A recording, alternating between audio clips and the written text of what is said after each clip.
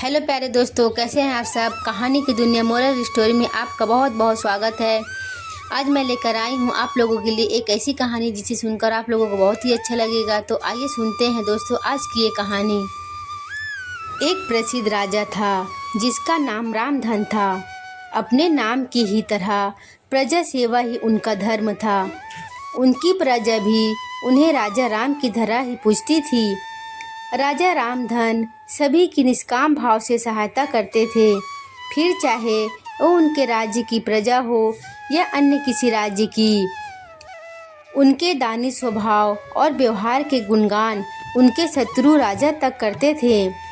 उन राजाओं में एक राजा था भीम सिंह, जिसे राजा रामधन की इस ख्याति से ईर्ष्या थी।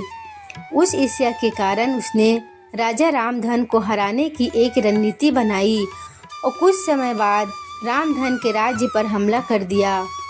भीम सिंह ने छल से युद्ध जीत लिया और रामधन को जंगल में जाना पड़ा। इतना होने पर भी रामधन की लोकप्रियता में कोई कमी नहीं थी। हर जगह उन्हीं की ही बातें चलती थी, जिससे भीम सिंह को चैन न था। उसने राजा रामधन को मृत्युदंड देने का फैसला किया।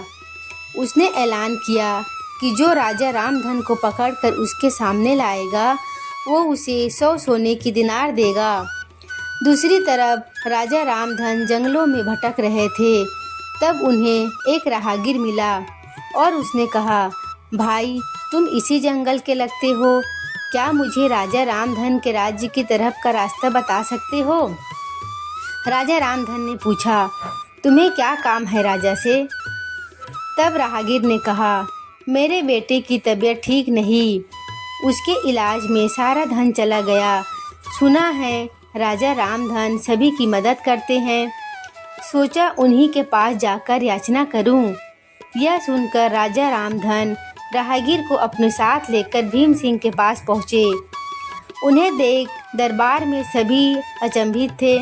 राजा रामधन ने कहा, हे राजन, आपने मुझे खोजने वाले को 100 दिनार देने का वादा किया था। मेरे इस मित्र ने मुझे आपके सामने पेश किया है, अतः इसे वो 100 दिनार दे दे। यह सुनकर राजा भीम सिंह को एहसास हुआ कि राजा रामधन सच में कितने महान और दानी हैं, और उसने अपनी गलती को स्वीकार किया। साथ ही राजा रामधन को उनका राज्य लौटा दिया और सदा उनके दिखाए रास्ते पर चलने का फैसला किया। कहानी से सीख, मनुष्य को अपने कर्मों का ख्याल करना चाहिए। अगर आप अच्छा करोगे तो अच्छा ही मिलेगा।